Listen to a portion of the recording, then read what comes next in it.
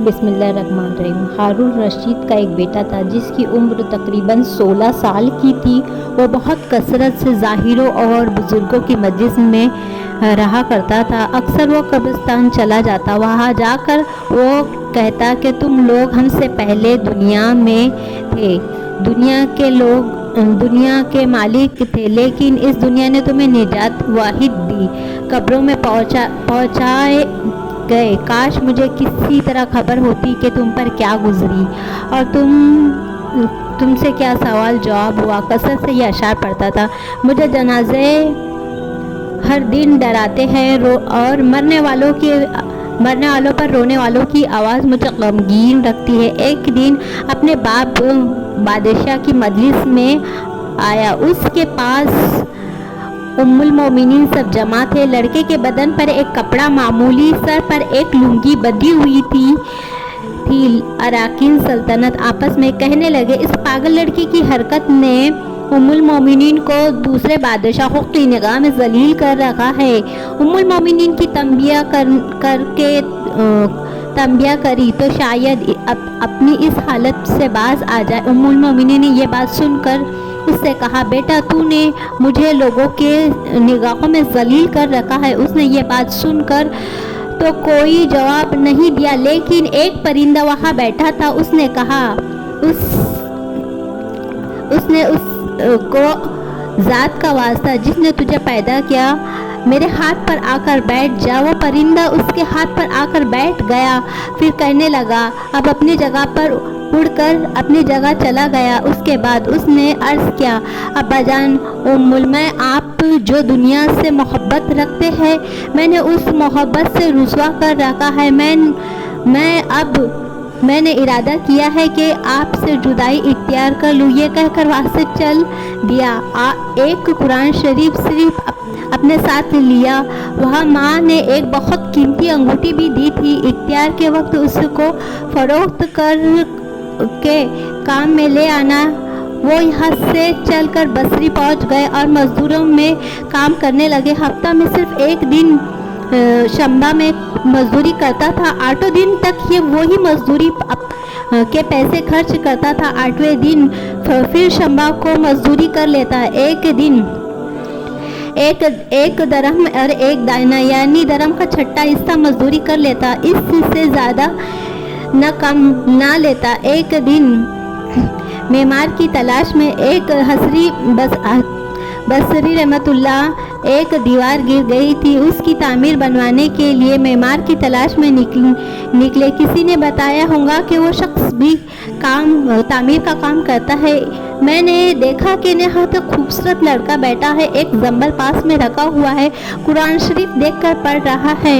میں نے اس سے پوچھا کہ لڑکے مزدوری کرو گے؟ کہنے لگا، کیوں نہیں کروں گا، مزدوری کے لیے ہی تو پیدا ہوا ہوں۔ اب بتاؤ کیا خدمت مجھ سے لینی ہے؟ میں نے کہا، گارے مٹی کا کام لینا ہے۔ اس نے کہا، 1 درہم 1 دانہ ہوگا، اور نماز کے اوقات میں کام نہیں کروں گا، مجھے نماز کے لیے جانا ہوگا۔ میں نے اس کی دونوں شرطوں کو منظور کر لیا اور اس کو کام پر لا دیا۔ مغرب کے وقت جب میں نے دیکھا تو اس نے 10 آدمیوں کے کام کو بقدر کیا تھا۔ اس نے مزدوری میں 2 درہم میں نے اسے مزدوری میں 2 درہم دینا زائد کیا۔ اس نے انکار کر دیا، 1 درہم 1 دانہ لے کر چلا گیا۔ دوسرے دن پھر میں نے اس کی تلاش میں نکلا۔ مجھے لوگوں نے بتایا کہ وہ لڑکا شنبہ میں ایک ہی دن مزدوری کرتا ہے۔ کسی سے معلوم ہوا میں نے اس کے کام کو دیکھ کر مجھے رغبت ہوئی کہ میں 8 دن تک اپنی تعمیر کو بند کر دیا۔ اس کی تلاش میں نکلا، اسی جگہ بیٹھا تھا۔ میں نے سلام کیا اور مزدوری پوچھی، وہی پہلی والی 2 شرطیں منظور کر لی۔ وہ میرے ساتھ آ کر کام کرنے لگا۔ مجھے اس پر حیرت ہوئی تھی کہ پچھلے شنبہ کو اس نے اکیلے 10 آدمیوں کا کام کیا تھا۔ اس مرتبہ میں نے اسے اس طرح چھپ کر وہ مجھے نہ دیکھ سکا۔ اس کے کام کا طریقہ دیکھا تو یہ منظر کہ وہ ہاتھ میں گارے गारा दीवार पर डालता और पत्थर अपने आप ही जुड़ जाते, एक दूसरे से जुड़ जाते। मुझे यकीन नहीं हुआ ये अल्लाह वली है, जो अल्लाह के वली का काम जो गैब की मदद से। जब शाम होती तो इसको 3 दरहम देना चाहे, इसने लेने से इनकार कर दिया। इतने दरहम क्या करूँगा, 1 दरहम 1 दाना लेकर चला गया। मैंने 1 हफ्ता फिर इंतज़ार किया। तीसरे शंबा को फिर मैंने उसकी तलाश में निकला हुआ, मगर मुझे ना मिला। लोगों की तहकीक से एक शख्स ने बताया कि 3 दिन से वो बीमार फला जंगल में पड़ा है। मैंने एक शख्स को उजरत दी और उससे राज़ी किया मुझे उस जंगल तक पहुंचा दो। वो मुझे उस जंगल के वीरान तक पहुंचाया तो मैंने देखा कि वो बेहोशी की हालत में है। आधी ईंट का टुकड़ा सर के नीचे रखा हुआ है। मैंने उससे को सलाम दिया, उसने जवाब ना दिया। दूसरी मर्तबा किया, उसने आँख खोलकर मुझे पहचान लिया। मैंने जल्दी से उसका ईंट से उसका सर उतारा, अपनी गोद में रख लिया। चंद अशार पढ़े, मेरे दोस्त, दुनिया की नेमतें धोखे में ना पढ़ो। उम्र खत्म होती जा रही है, नेमतें सब खत्म हो जाएंगी। जब तू कोई जनाजे को कब्रिस्तान में जाता हुआ जाए तो ये सोचता रहना कि तेरा भी एक दिन ऐसे ही जनाजा उठेगा। इसके बाद उसने मुझे ऐसे कहा, अबू अमार, जब मेरी रूह निकल जाए तो मुझे नहलाकर इसी कपड़े में कफन दे देना। मैंने कहा, मेरे महबूब, इस क्या हर्ज है, मैं तेरे लिए नया कफन ले आऊँगा। उसने जवाब दिया, नए कपड़े और नए कपड़ों के लिए जिंदा लोग ज़्यादा मुस्तहिक होते। ये जवाब सुनकर अबू सिद्दीक़ रज़ी अल्लाह तआला का जवाब, इन्होंने अपने विसाल के वक्त यही फरमाइश की थी कि मेरे इन चादर में कफन दे देना। जब उन्होंने नए कपड़ों की इजाज़त चाहिए होंगी, इन्होंने यही जवाब दिया। लड़के ने कहा, कफन तो पुराना हो या नया बोसीदा हो जाएगा, आदमी के साथ उसके अमाल ही रहते हैं। मेरी लुंगी और मेरा लोटा कब्र खोदने वाले को मजदूरी में दे देना और यह अंगूठी और कुरान शरीफ हारून रशीद तक पहुंचा देना, और इसका ख्याल रखना कि खुद इन्हें के हाथों में ही देना। ये कहकर एक परदेसी लड़के की ये मेरी पास अमानत है, और आपसे ये कहकर ऐसी ही गफलत में धोखे की हालत में आप मौत आ जाएंगी। ये कहकर उसकी रूह परवास हो गई। उस वक्त मुझे मालूम हुआ कि लड़का शहजादा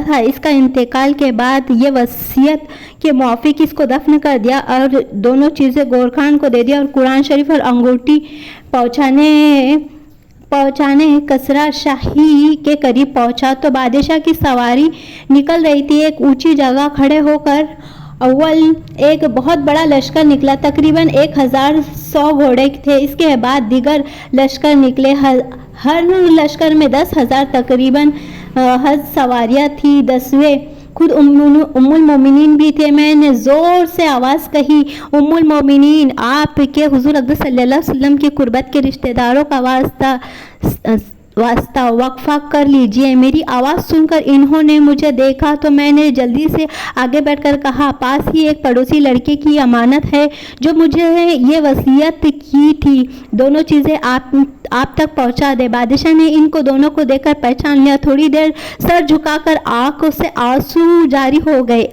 और एक दरबान से कहा, इस आदमी को अपने साथ रखो, मैं वापसी पर बुलाऊं तो मेरे पास पहुंचा देना।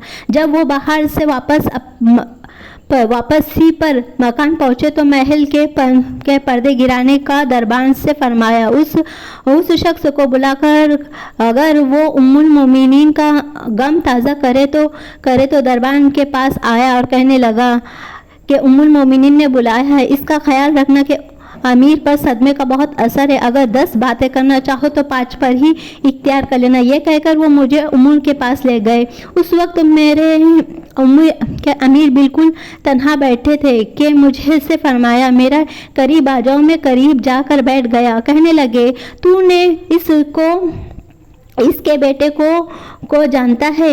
मैंने, जी हाँ, मैंने उनको जानता है। कहने लगा, वो क्या काम करता था? मैंने कहा, मिट्टी की मजदूरी करता था।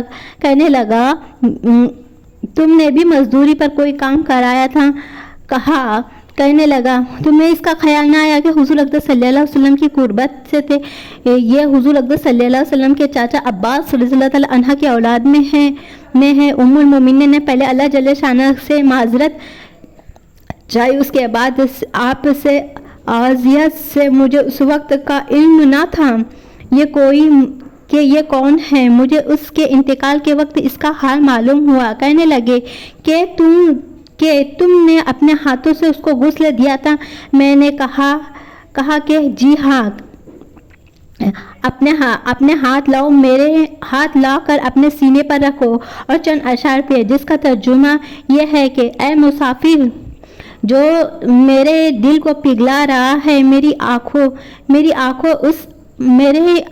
उस पर आंसू बहा रही है। वो शख्स जिसका मकान कब्र में दूर है लेकिन उसका गम मेरे करीब है। बेशक मौत हर अच्छे और ऐश को मकादा कर देती है। वो मुसाफिर एक चांद का टुकड़ा था, यानी इसका चेहरा चांद सा खालिस टहनी थी। उसके बदन पर चांद का टुकड़ा यानी कब्र तक पहुंचाया। चांद की टहनी कब्र तक पहुंच गई। इसके बाद हारून रशीद बशीर रहमतुल्लाह की कब्र पर जाने का इरादा किया। उम्मुल रहमतुल्लाह के साथ इसकी कब्र पर पहुंचे। हारून रशीद ने चंद अशार पढ़े, जिसका तर्जुमा यह है, ऐ मुसाफिर, अपने सफ़र से कभी भी ना लौटेगा। मौत ने तुम्हें कम